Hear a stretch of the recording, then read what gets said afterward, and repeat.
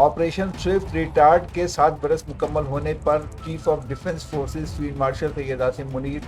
Chief of the naval staff admiral Naveed Ashraf اور chief of air staff Pakistan air chief marshal Zaheer Ahmed Babar Sidhu کی مسلح افواج کی جانب سے اپنے افسران و اہلکاروں کی جرأت و پیشہ ورانہ مہارت و قربانیوں کو خراج تحسین پیش کیا گیا۔ یاد رہے کہ 27 فروری 2019 کو شروع کیا گیا آپریشن سوئفٹ ریٹارڈ بھارت کی بلا اشتعال جہادیت کا فیصلہ کن جواب تھا،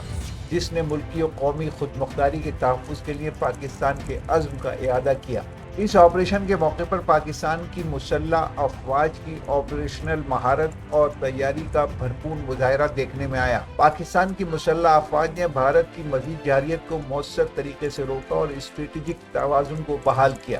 chief of defence forces field marshal Syed Asim Munir اور سروسز چیفز نے کسی بھی خطرے کا مقابلہ کرنے کے لیے مسلح افواج کی تیاری پر زور دیتے ہوئے پاکستان کی قومی سلامتی اور علاقائی امن کے لیے اپنے غیر متزلزل عزم کا اعادہ کیا۔ انہوں نے یہ واضح کیا کہ پاکستان کی فوج ہر وقت چوکس اور تیار ہے اور پاک افواج عالمی استحکام اور امن میں فعال کردار ادا کرتے ہوئے قوم کے تحفظ کو یقینی بناتی رہیں گی۔